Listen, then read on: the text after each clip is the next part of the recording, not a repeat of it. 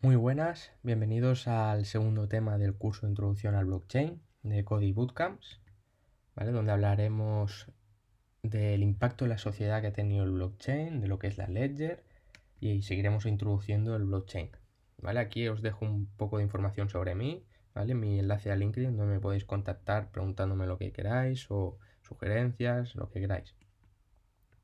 ¿Vale? En el tema 1, ¿vale? Hemos hablado de blockchain, de lo que era, una visión global, ¿vale? Hemos visto que blockchain es una tecnología y que blockchain no era lo mismo que Bitcoin, sino Bitcoin utiliza la tecnología blockchain para hacerse realidad.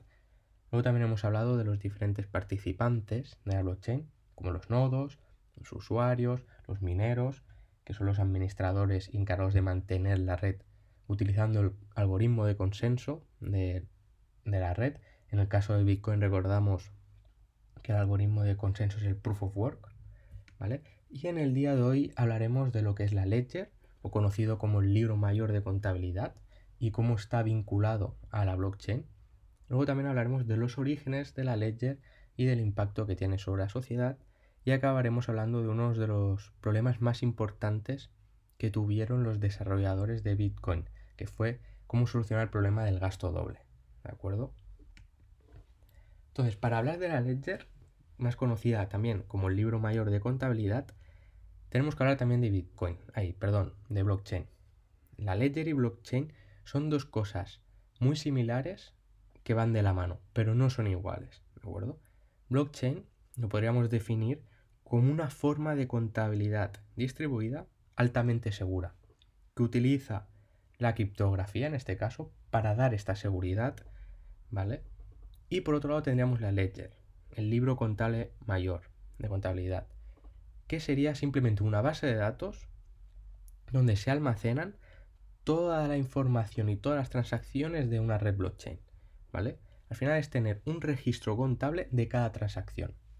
Si tenemos a Pete que envía 0,5 bitcoins a Ralph, esta transacción se ha de registrar en la Ledger, ¿vale? Al final, lo que hace la Ledger es plasmar todas las transacciones de todos los bloques que componen una blockchain en una base de datos, ¿vale? Donde podemos tener acceso.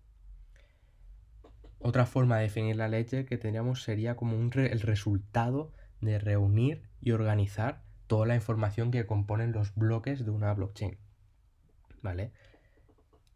Entonces, para hablar de la Ledger y sus inicios habría que remontarse años atrás, ¿vale? Cuando empezó la agricultura y los inicios de la agricultura, ahí se empezó a conocer y a crear la Ledger, ¿de acuerdo? Cuando empezó la agricultura, ¿vale? Y la gente empezó sus cultivos y empezó a obtener productos, ellos únicamente tenían conocimiento de lo que ellos cultivaban, ¿vale? Y miraban y decían, vale, tengo tanto producto, ¿vale? Y poco a poco, pues a alguien se le ocurrió la idea de registrar todo este producto que tenía, ¿vale? Registrarlo en un papel, en un libro, en la pared, donde fuera, ¿vale? Entonces aquí es donde empezó los orígenes de la Ledger, ¿vale? Donde se empiezan a registrar y a tomar nota de todo el producto, todos los cultivos que teníamos en ese momento. Entonces, a medida que avanzó la tecnología, por decirlo así, en su momento, aparecieron mejores técnicas de agricultura que permitieron a los agricultores tener mucha más cantidad de producto, ¿vale? Y este producto, ¿qué podían hacer con él? Pues, ¿por qué no intercambiarlo con mi vecino, que él cultiva zanahorias y yo lechugas, y yo le doy zanahorias y él me da lechugas? ¿Y cómo podemos controlar este registro de las posesiones, ¿vale? Y de estas transferencias? Pues gracias a la Ledger.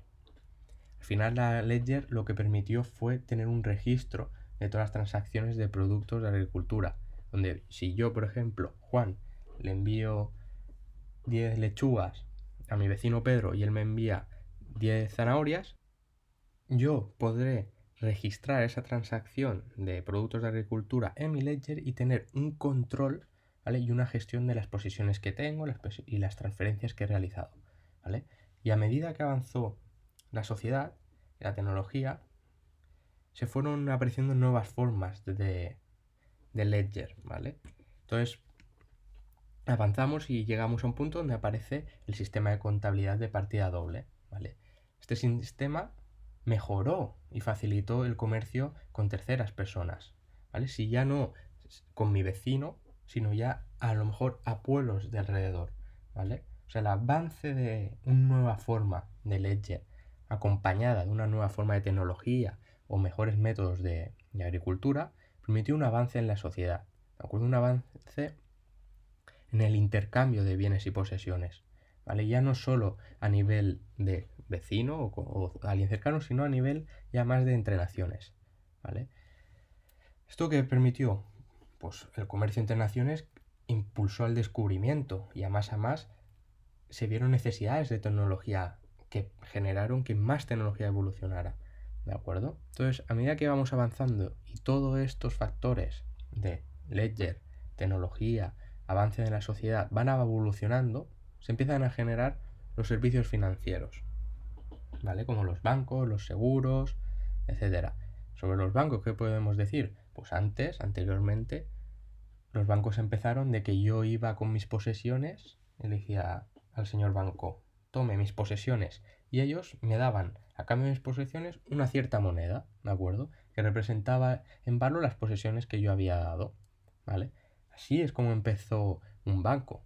Si nos remontamos a la antigüedad, estaríamos hablando de cuando el dinero estaba respaldado por oro, ¿vale? Si yo iba a un banco y daba mi parte de oro, ellos me iban a dar un papel que iba a representar el valor de ese oro que yo había dado, ¿vale? Entonces los sistemas de contabilidad han ido impactando en el avance de la sociedad. Mejores sistemas de contabilidad, mejores comercios, ¿vale? Y más avance de la sociedad. Entonces, ahora nos encontramos en esta situación actual donde tenemos un sistema nuevo de contabilidad, una tecnología nueva como es blockchain, que esto se está uniendo, ¿de acuerdo? Ahora hemos pasado de un sistema de contabilidad muy sencillo que tenían los agricultores, donde apuntaban sus transacciones, a un sistema de contabilidad de partida doble, donde ahora estamos pasando a un sistema de contabilidad que se podía decir de partida de triple entrada, ¿de acuerdo? Que sería el que se utiliza en blockchain, ¿vale? Donde tendremos, por ejemplo, un libro contable de Alice, donde tienen todas sus entradas y todas sus salidas, y otro libro contable de Bob, donde tiene todas sus entradas y todas sus salidas, ¿vale? En la parte del deber, del debit, sería el valor inicial, lo que ha ido aumentando, y la parte del crédito o el haber serían las disminuciones, los gastos que he ido teniendo, ¿de acuerdo? Entonces, al tener estas diferentes entradas, blockchain lo que nos permite es tener un solo libro contable con todas estas entradas, ¿de acuerdo? Por eso pasamos de dos libros, el libro de Alice y el libro de Bob, a un libro público donde están todas las entradas, ¿de acuerdo? Donde vemos las diferentes entradas y salidas de dinero, en este caso. Entonces, seguimos hablando de la ledger y cómo funciona y se relaciona con blockchain, ¿de acuerdo? Entonces, blockchain, simplemente, como hemos hablado, su traducción sería una cadena de bloques. Es una red compuesta por diferentes bloques y donde cada bloque hay diferentes transacciones, ¿vale? Una cantidad de transacciones. Claro, en un bloque caben infinidad de transacciones, no. La cantidad de transacciones que caben en un bloque está limitado, ¿vale? Entonces, el límite del tamaño del bloque actualmente es aproximadamente de 1 megabyte, ¿vale? Que aproximadamente son unas 25 transacciones. Entonces tenemos que en un bloque se almacena aproximadamente 25 transacciones y ese bloque se empezará a minar, ¿de acuerdo? Se empezará a cerrar y posteriormente se empezará a crear otro bloque con otras 25 transacciones, ¿vale? Entonces, como he comentado antes, una vez se tiene este bloque con las 25 transacciones aproximadamente, los mineros van a empezar un proceso, ¿vale? Llamado minería, donde se comienza a validar ese bloque, ¿vale? Se empiezan a validar todas esas transacciones, comprobando que sean certeras y reales. Y al final de este proceso, el bloque se va a añadir a la blockchain, ¿vale? Por esto es importante definir que los bloques a blockchain no se eliminan ni se actualizan, ¿vale? Sino se añaden, ¿vale? Cada bloque se añade, nunca se puede eliminar ni actualizar un bloque ya creado, ¿vale? O ya validado, ¿vale? Por eso, el sistema blockchain nos permite tener total confianza y seguridad. Y nos da características como la inmutabilidad, de que nadie va a poder cambiar las transacciones ya realizadas, ¿vale? Comparándolo, por ejemplo, con un registro en papel, yo puedo tener mi registro de todas las transacciones y en cualquier momento puedo tachar y modificar esa transacción, ¿vale? Entonces, gracias a la tecnología de blockchain, olvidamos toda esta parte y dejamos de lado esta parte de la manipulación o alteración de los datos, permitiéndonos total confianza e inmutabilidad.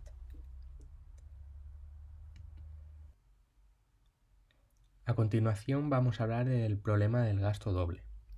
¿Vale? Cuando los creadores de Bitcoin empezaron con su iniciativa y su idea de crear una moneda digital, uno de los principales problemas a los que se enfrentaron fue el problema del gasto doble. Es decir, cómo evitar que alguien pudiera gastar criptomoneda más de una vez, ¿vale? Es decir, la misma criptomoneda, cómo podían evitar que la gastaran más de una vez. Porque al final una criptomoneda o una moneda digital es un archivo digital. Y este archivo digital puede ser duplicado o falsificado, ¿de acuerdo? Entonces esto podría generar un problema de un gasto doble. Realmente estás gastando más de lo que realmente o oficialmente tendrías que tener. ¿Vale? Entonces, vamos a poner un ejemplo para explicarlo un poquito mejor. ¿Vale? Tenemos el caso de Sam, ¿vale? Nuestro compañero Sam, que tiene una moneda digital, como puede ser un Bitcoin, ¿vale? Y entonces va a una tienda y realiza la compra de un ítem. Realiza una transacción del valor de una moneda digital para comprar ese ítem. Y seguidamente compra otro ítem que su valor también es de una moneda digital, ¿vale? Si no hubiera ningún sistema o mecanismo, como estas transacciones aún no están pendientes, no están confirmadas, se han podido obtenido estos dos productos. Y realmente no hubiera sido correcto, porque él no solo tenía dinero para comprar un producto. Pero con el problema del gasto doble, si no hay ninguna herramienta que consiga evitar esto, se podría dar este caso. Si lo comparamos con el dinero físico, podemos ver que el dinero físico no tiene este problema. ¿Por qué? Por el dinero físico, si yo tengo 10 euros, 10 dólares físicos, si yo voy a una tienda y compro un producto que me cuesta 5 euros, me van a quitar inmediatamente esos 5 euros. Y solo podré comprar otro producto que cueste 5 euros o menos. Pasándolo al ejemplo que hemos mostrado, si yo tengo 1 euro y voy a comprar un producto que me cuesta 1 euro, inmediatamente ya ese euro lo dejaré de tener. Por lo tanto, no voy a poder gastar ese euro en otro producto. Pero en el problema del gasto doble en una moneda digital se planteaba esta casuística, este problema. Entonces los desarrolladores de Bitcoin, dándolo vueltas, ¿cómo podían encontrar una solución a este problema? Al final, la solución que encontraron fue aplicar un algoritmo de consenso. ¿De acuerdo? Una herramienta, en este caso un algoritmo, que permitiera que estos casos no se pudieran dar. ¿Vale? Entonces, para seguir hablando de este problema, gracias al algoritmo de consenso y gracias a la tecnología blockchain, permitieron que este problema se evitara, ¿de acuerdo? En el caso de la red Bitcoin, es recomendable esperar al menos 6 confirmaciones para dar por realizada una transacción correctamente y confirmada. Cuando hablamos de 6 confirmaciones, lo que queremos decir es que se hayan generado 6 bloques más, ¿vale? Cuando yo hago mi transacción, esta transacción se va a añadir en un bloque, ¿vale? Una vez minado y validado, este bloque se añadirá a la blockchain.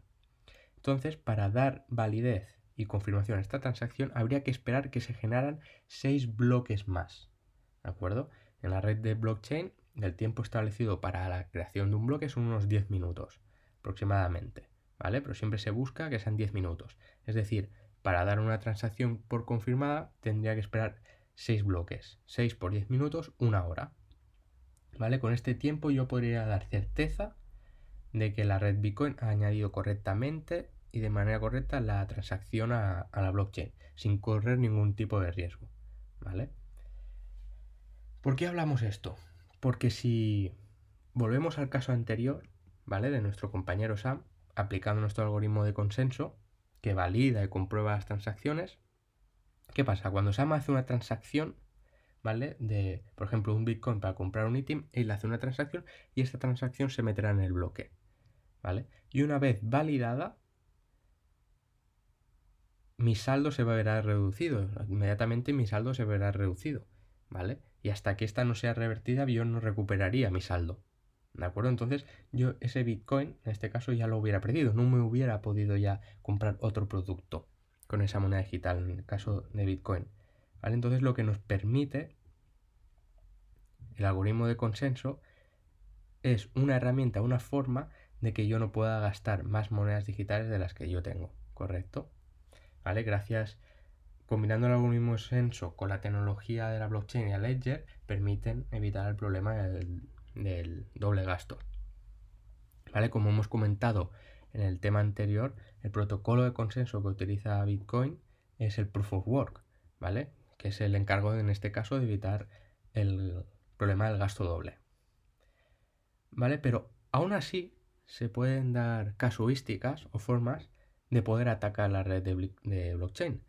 Hemos comentado que blockchain pues, nos da unas características de seguridad, inmutabilidad, confiabilidad súper altas. Pero se puede dar un caso, diferentes casos, de que esto pueda ser manipulable, ¿vale? O puede ser atacada. ¿Vale? En caso de Bitcoin, utilizando el algoritmo de consenso Proof of Work, que hablaremos más detalladamente sobre él en otros temas más adelante, se utiliza la potencia computacional, ¿vale? Para dar esta seguridad a la red y permitir la creación de la blockchain de Bitcoin. Entonces, si yo fuera capaz de controlar o tener una potencia computacional de al menos el 51% de toda la potencia computacional de la red de Bitcoin, podría atacarla. ¿Por qué? Al tener yo tanta potencia computacional, yo sería el encargado de minar los bloques. O sea, tendría mucha más potencia y podría yo minar los bloques de una forma más rápida que lo que lo minaría el resto de la red. ¿Vale? Este problema o este ataque se conoce como el ataque del más del 50%. ¿De acuerdo? Entonces, llevándolo a la práctica. Si yo hago una transacción, ¿de acuerdo? Lo meto en un bloque y yo consigo minar más rápido que el resto de la red, voy a poder crear una cadena blockchain paralela a la real, pero que yo tengo el control sobre ella. Y podría, pues, modificar transacciones o hacer transacciones ilícitas, ¿de acuerdo? Que no fueran realmente las reales. Pero al yo tener una potencia computacional mayor que el resto de la red, mi cadena sería más larga que la del resto de la red. Por lo tanto, la red de Bitcoin seguiría la cadena más larga. Porque una de las reglas que tiene el algoritmo de consenso de Bitcoin es que siempre sigue la cadena más larga. ¿De acuerdo? Si por algún motivo se han generado dos cadenas de bloques, la que va a tratar como veraz y verdadera y la que va a seguir va a ser la más larga. Porque representa que es la que más trabajo y potencia computacional ha tenido detrás. ¿Vale? Entonces, si yo soy capaz de tener una potencia computacional de más del 50%, voy a poder generar una cadena de bloques más largas que el resto. Por lo tanto, voy a poder engañar a la red Bitcoin y que todo el resto de transacciones sigan mi cadena de bloques. ¿De acuerdo? Esto es uno de los problemas que se puede dar actualmente. Pero como gracias a Bitcoin es una red súper distribuida y potente, es casi imposible, o prácticamente imposible, que alguien pueda tener la potencia computacional de al menos el 50% de la red. ¿De acuerdo? Entonces, para continuar, vamos a hacer este pequeño test, ¿vale? Os dejo unos segundos para que lo podáis contestar y volvemos con las respuestas. Bueno, espero que lo hayáis podido contestar, si no, para el vídeo, ¿vale? Porque ahora voy a dar las respuestas. Entonces, empezamos con la primera pregunta. ¿Cuál es la funcionalidad básica de una ledger? Bueno, pues como hemos visto, una ledger básicamente es un libro mayor de contabilidad que nos va a permitir tener un registro de toda la información y todas las transacciones que contienen los bloques de la red blockchain. ¿De acuerdo? Entonces esa sería la funcionalidad básica, tener un control, un registro, ¿vale? Unir y organizar toda la información de las transacciones de los bloques de la blockchain, para que pueda ser consultada, ver los balances de cada cuenta, etc. Siguiente pregunta. ¿Un avance en la tecnología permite a la sociedad avanzar? Sí. La respuesta es sí. Lo hemos visto anteriormente, cómo los agricultores, gracias a que han ido avanzando las tecnologías de agricultura, etcétera, permitió a la sociedad avanzar y hacer intercambios más grandes entre naciones, etcétera. La aparición de nuevos transportes ha permitido a la sociedad avanzar, nuevos comercios, nuevas fronteras han abierto. O sea, la respuesta es sí. Entonces vamos con una pregunta de verdadero o falso. ¿El problema del doble gasto en Bitcoin se soluciona gracias a su protocolo de consenso Proof of Work? Esto es verdadero. ¿Vale? Como hemos visto, gracias al algoritmo de consenso solucionamos el problema del doble gasto. Evitamos que alguien pueda realizar varias transacciones con la misma cantidad de moneda, ¿vale? Es la herramienta que Bitcoin creó para evitar este problema de que yo pudiera gastar más de una vez la misma moneda, ¿vale? Gracias a la validación de las transacciones y gracias a la blockchain puedo evitar este problema, como hemos hablado anteriormente.